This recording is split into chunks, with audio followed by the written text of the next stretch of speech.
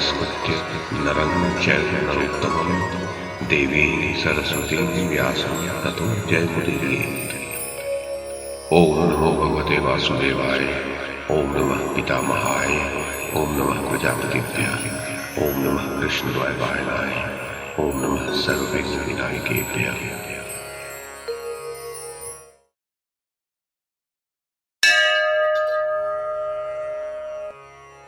वैशंपायन जी कहते हैं, जन्मेजय, युधिष्ठिर ने पूछा, मुनिवर, इस द्रौपदी के लिए मुझे जैसा शोक होता है वैसा न तो अपने लिए होता है, न इन भाइयों के लिए, और न राज्य छिन जाने के लिए ही।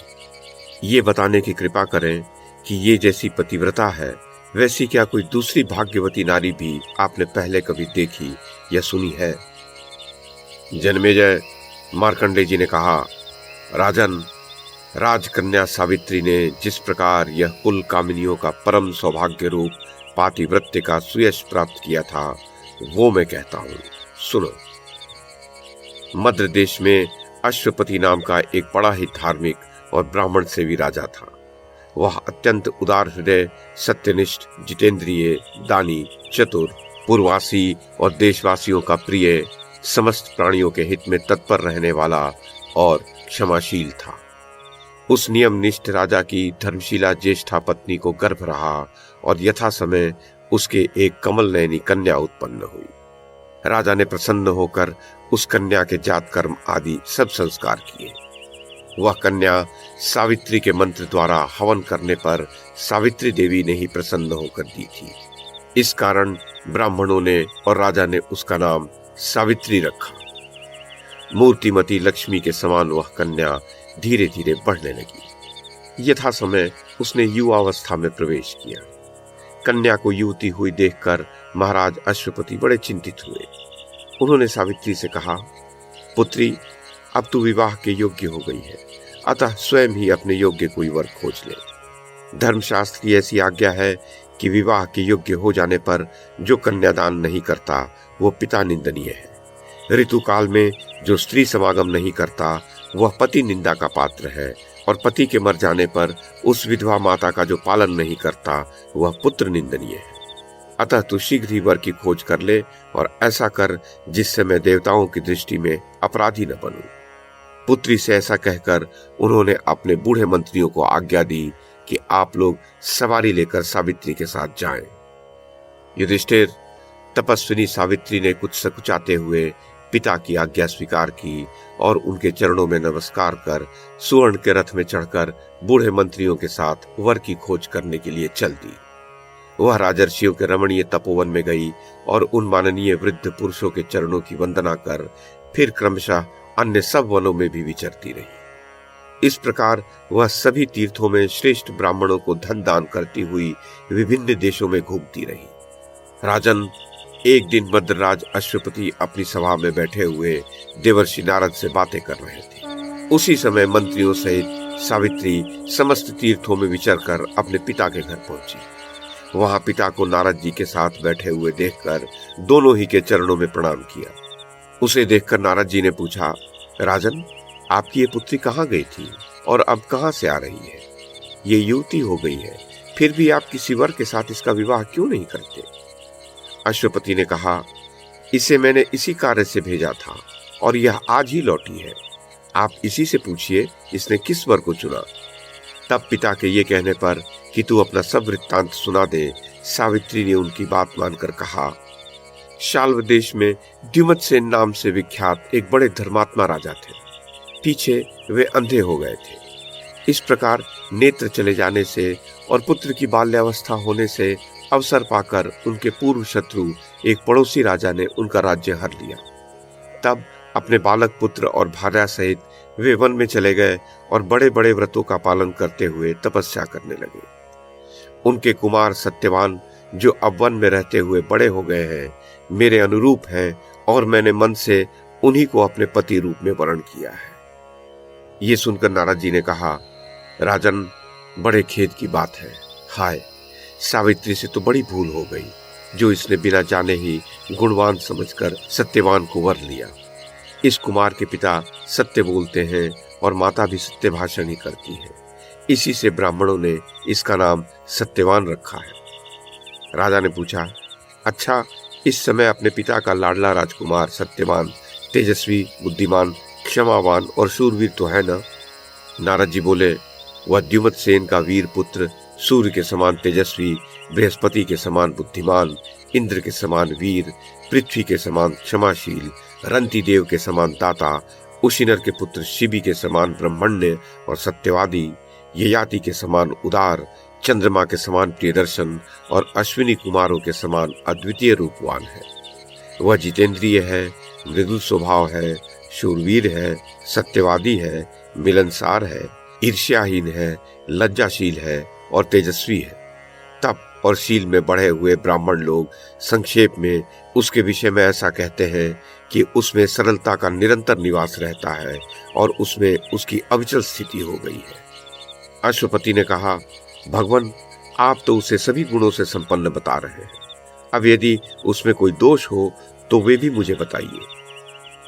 नारद जी ने कहा, उसमें केवल एक ही दोष है, किंतु उससे उसके सारे गुण दबे हुए हैं तथा किसी प्रयत्न द्वारा भी उसे निवृत्त नहीं किया जा सकता।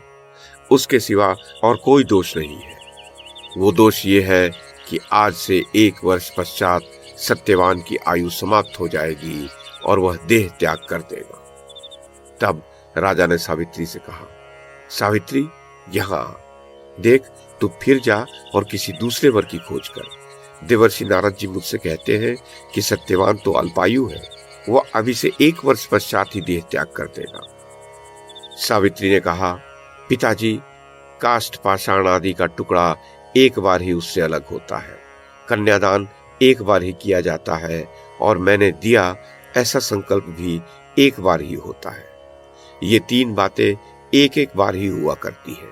अतः अब तो जिसे मैंने एक बार वर्ण कर लिया वह दीर्घायु हो अथवा अल्पायु, तथा गुणवान हो अथवा गुणहीन, वही मेरा पति होगा।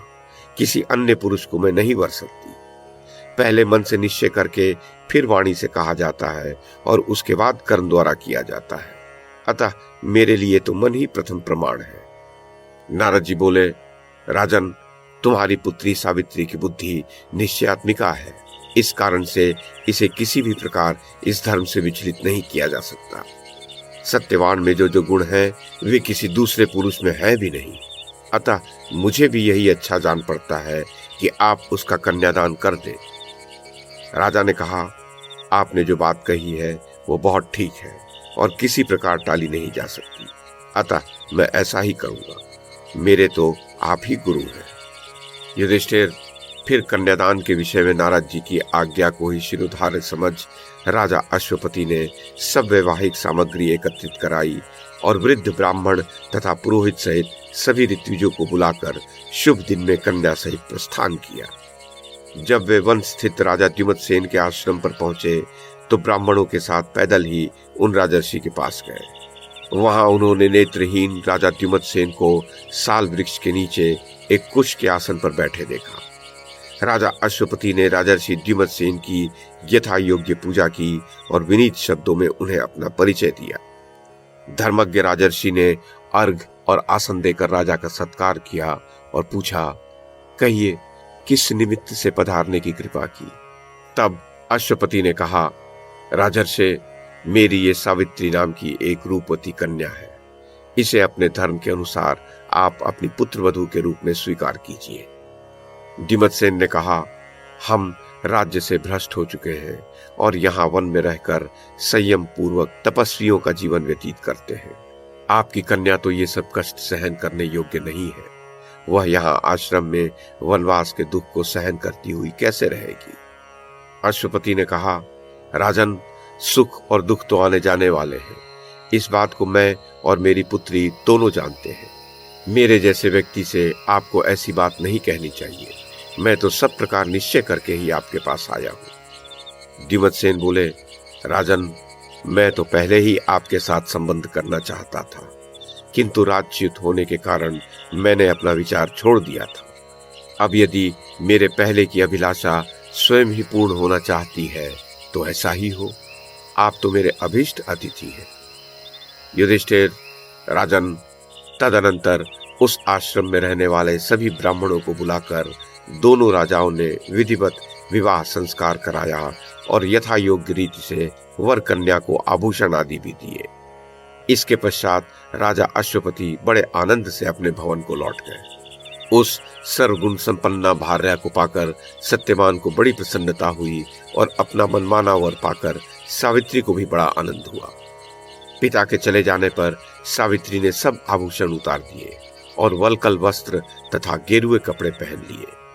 उसकी सेवा, गुण, विनय, संयम और सबके मन के अनुसार काम करने से सभी को बहुत संतोष हुआ। उसने शारीरिक सेवा और सब प्रकार के वस्त्राभूषणों द्वारा सास को और देवता के समान ससुर का सत्कार करते हुए उनको संतुष्ट किया।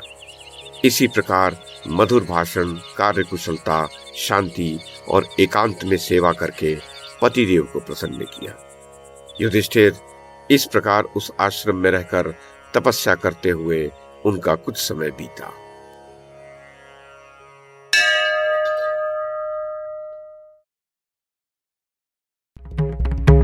YouTube के माध्यम से महाभारत की कथा को एक श्रृंखला के रूप में प्रस्तुत करने का हमारा यह प्रयास यदि आपको सराहनीय लगा हो तो कृपया इस कड़ी को लाइक और शेयर करें, चैनल को सब्सक्राइब करें और बेल आइकन को दबाएं। साथ में अन्य लोगों को भी देखने के लिए प्रेरित करें। धन्यवाद और नमस्कार।